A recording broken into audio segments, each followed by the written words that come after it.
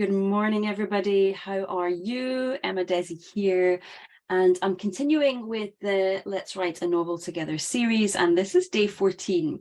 So if you haven't come across this series before, this is a series I'm doing to help you write your first novel or your current project. Because I am starting a new project, and I thought, what a better way to show new writers, first-time writers, that it's an up and down process. It's sticky. You go take 2 steps forward, 1 step back.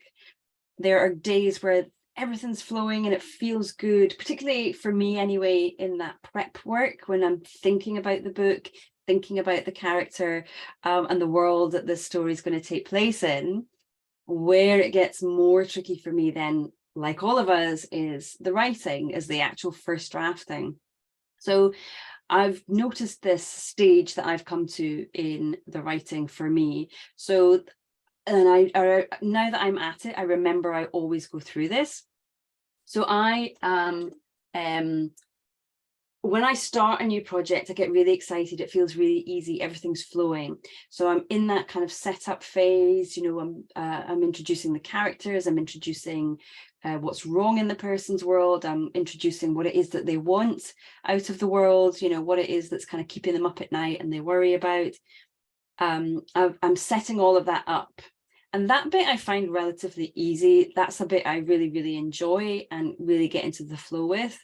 I'm now at the stage where I'm at that kind of big first turning point, that big plot point where I'm now kind of getting into the nitty gritty. I'm into that big middle section where what Jessica Brody calls the fun and games takes place.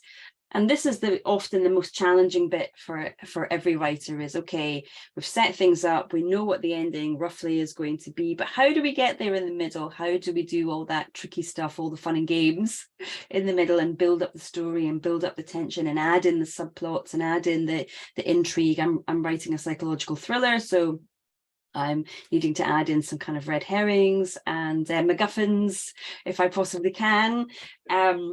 To add some difficulties to it and to sort of take my character and therefore my reader on this kind of weaving path. This is where I start to get really, really nervous, and I've noticed it in myself.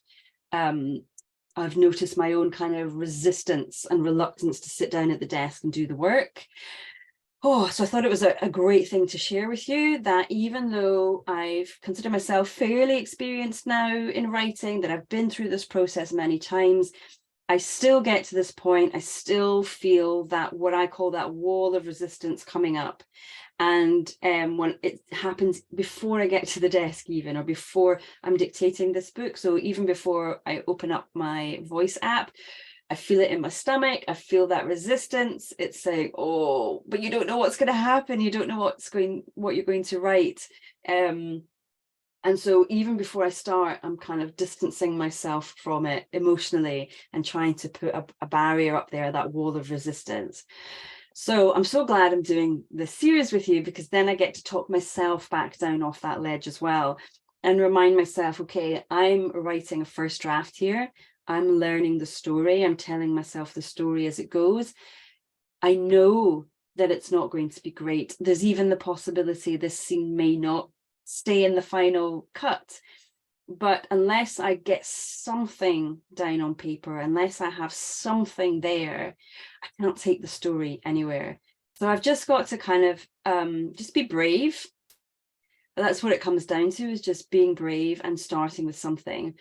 And the way I start usually, just to kind of break the ice and get myself into the flow, is I might just describe where the scene is taking place. Just kind of get myself into that rhythm of putting pen on paper, getting my fingers on the keyboard, or pressing record on the voice app, so that it starts the process. Because what I've noticed is, once I start, and you might notice this in yourself as well, once you get over that hump of starting doing the writing, it gets easier. The fear kind of dissipates, because you get into the scene, you get into the moment, and you're thinking about the characters, and you're thinking about, well, who's going to say what next?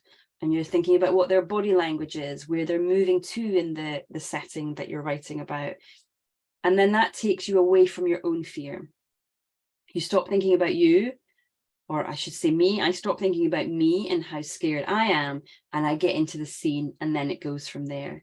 And it's really reminiscent of when I used to be an actor, and it's exactly the same as those jittery nerves before you go on stage. Oh, that feeling of wanting to just be ill. Oh, and the butterflies and everything. And it's just like, oh, I can't do this, I can't do this, I can't do this. And then you hear your cue and you go.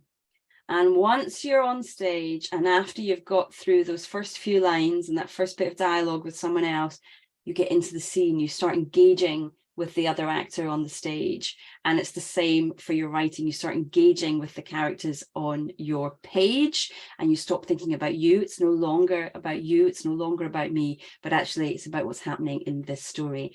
And that takes away a lot of the pressure. Until next time. And then we go through the process again until you get to a scene that you are really excited about, and you know exactly what's going to happen, and you can't wait to write it down.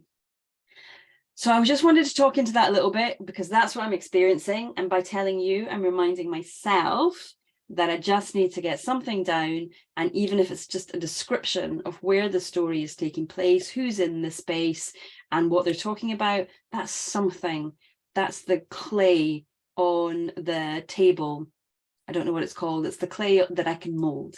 And I know it's not going to be great. It's going to take work to improve it, but that's okay. That comes in the next round. All right, I hope that's of help. And if you're experiencing the same thing or it resonates with you, let me know in the comments below. I'd love to hear your experiences and where this kind of resistance occurs for you. If you like what you're hearing and you think this is going to be useful to you because you're writing, please do hit subscribe and then get the notification button as well, so you can keep up to date with when I publish a new little video like this. All right, take care for now. Bye.